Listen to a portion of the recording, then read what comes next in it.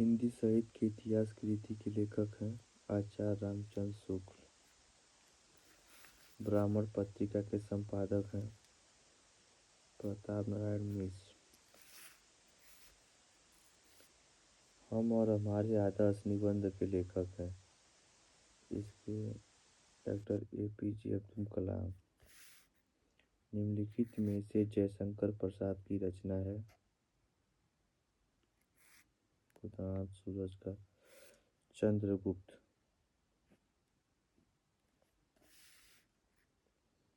पंचलाइट कहानी के रचनाकार हैं तो इसका गाइस होगा फणीश्वर नाथ रेणु। फणीश्वर नाथ रेणु बिल्कुल सही ऑप्शन है। आदिकाल के बीजोपन काल नाम दिया है तो इसका होगा आचार्य महावीर प्रसाद द्विवेदी। कबीर दास के गुरु का नाम था सिंपल रामानंद। रीतिकाल का कलाकाल नाम दिया है तो इसका ऑप्शन होगा इस रामाशंकर शुक्ल रसाल में। यामा के रचनाकार हैं तो सिंपल महादेवी वर्मा गाइस। तो आप डरना मत बच्चों, बिल्कुल महादेवी वर्मा। नौका बिहार की रचना है सुमित्रानंद पंत। अब आते हैं नीचे दिए गए गद्यांश पर आधारित निम्नलिखित प्रश्न के उत्तर दीजिए।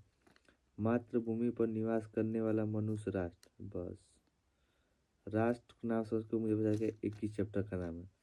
तो क्वेश्चन पढ़ते हैं। उपयुक्त गद्यांश का संदर्भ लिखिए। तो सिंपल प्रस्तुत गद्यांश हमारी पाठ्य पुस्तक हिंदी के राष्ट्र के स्वरूप से लिया गया है। इसके रचयिता वासुदेव सर अग्रवाल है। तो ऐसे आप लिख लीजिए, 2 नंबर आपका फिक्स हो जाएगा, 2 नंबर। तो चलते हैं नेक्स्ट पेज पे।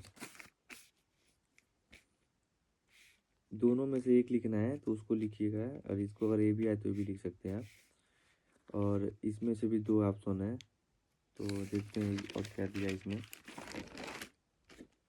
हाँ जियो जियो जियो जो देखते हैं हमें क्या आया था, क्या नौका बिहार। तो इसका क्या रहेगा, ये पद्यांश का है, देखिएगा पद्यांश। तो प्रस्तुत पद्यांश हमारी पाठ्य पुस्तक हिंदी के काव्य से लिया गया है। इसकी रचयिता सुमित्रानंद पंत और चैप्टर का नाम नौका बिहार। तो ये लिखेंगे संदर्भ तो 2 नंबर आपका फिक्स, बाकी 1-1 नंबर तो इसमें से बना बना के लिख लीजिएगा। और इसमें जीवन परिचय तो जो याद रहे तो लिखिएगा, इसमें से जो भी याद रहे। अब आ गया दूर यात्रा की कहानी, लाठी कहानी। तो आप लोग इसको हमारी चैनल पर पढ़ लीजिएगा। और ये आपके जिले के अनुसार खंड का पे आएगा तो आप अपने जिले के हिसाब से खंड का देख लीजिएगा कौन से जिले में आपका खंड का आ रहा है। अब आते हैं संस्कृत। तो धन्यो भारत देश है, मतलब इसको हिंदी में अनुवाद करना, संदर्भ लिखना है। तो ये भारतीय संस्कृत महान चैप्टर का है, आप लोग इसको अच्छे से पढ़ लीजिएगा, एकदम मोस्ट इम्पोर्टेंट है गाइस, मोस्ट इम्पोर्टेंट। और ये भी भाई इम्पोर्टेंट है, देख लीजिएगा इसको। और ये आँख बराना मुहावरों को हिंदी में लिखना है तो आप लोग देख लीजिएगा इसको अच्छे से।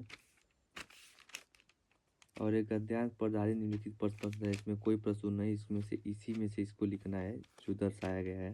तो आप लोग पढ़ के इसमें से ढूंढ के और आंसर ले लीजिएगा, ये दोनों में से एक करना है। इसके बाद इसका निम्नलिखित शब्द युग्म का सही अर्थ चयन करके लिखिए। तो कृति का होगा कि किया हुआ रचना। भवन भुवन का होगा घर और संसार। ऐसे ही होगा इसके निम्नलिखित शब्द में से किसी एक शब्द का 2 सही अर्थ लिखिए। तो 2 बार जन्म लेने वाला इसका हो जाएगा, अनल का आग हो जाएगा, अग्नि हो जाएगा।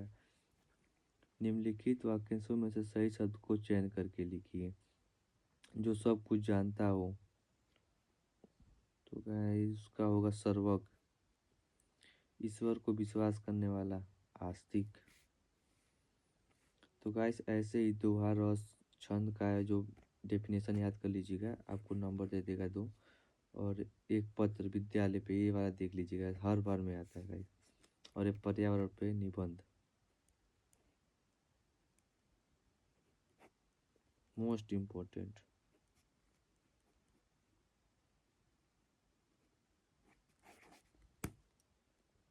तो ये हिंदी का पेपर है गाइस, आप देख लीजिए।